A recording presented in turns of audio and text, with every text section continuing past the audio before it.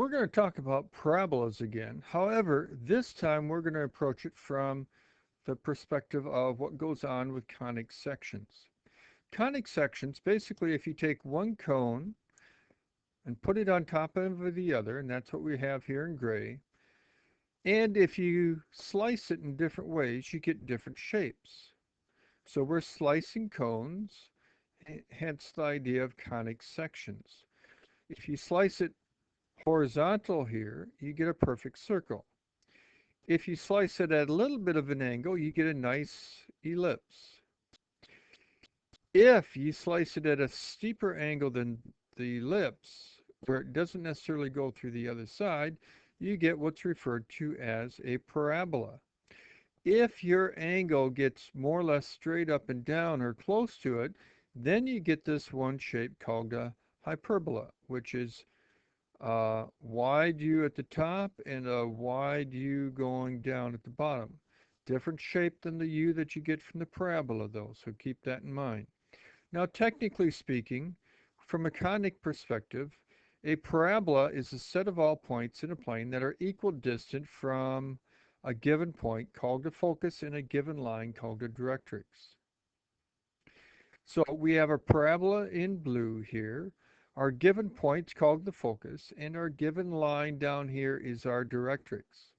So no matter where I go on this curve, so if I go right here, that didn't show up real well. Oh, that's because I'm using blue on top of blue. That's a good one. Okay, we'll switch it over. We'll go yellow. There we go. Yellow, how you doing out there? Sorry for the pun.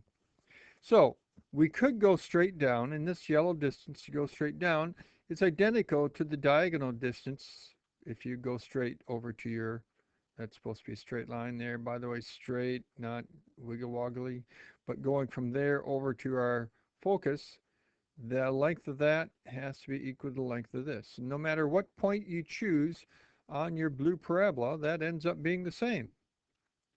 Now, a couple of things with our parabola. The length of the lattice rectum, by the way, a lattice rectum is this line segment that goes through the focus and is perpendicular to your axis of symmetry.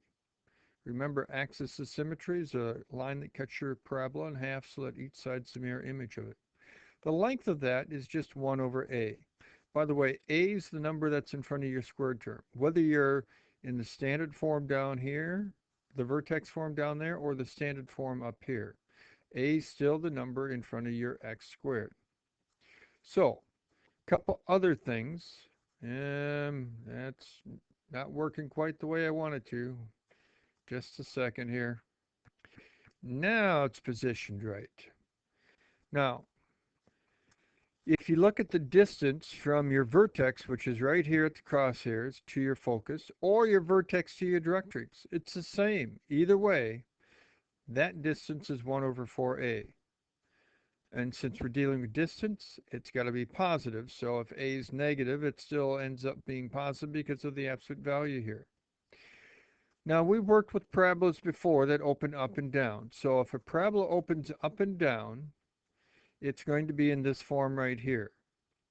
Y equaling something times, in parentheses, x minus h all squared plus k, where h and k is your vertex.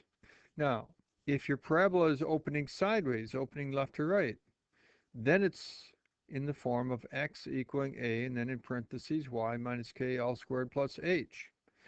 H comma k is still your vertex.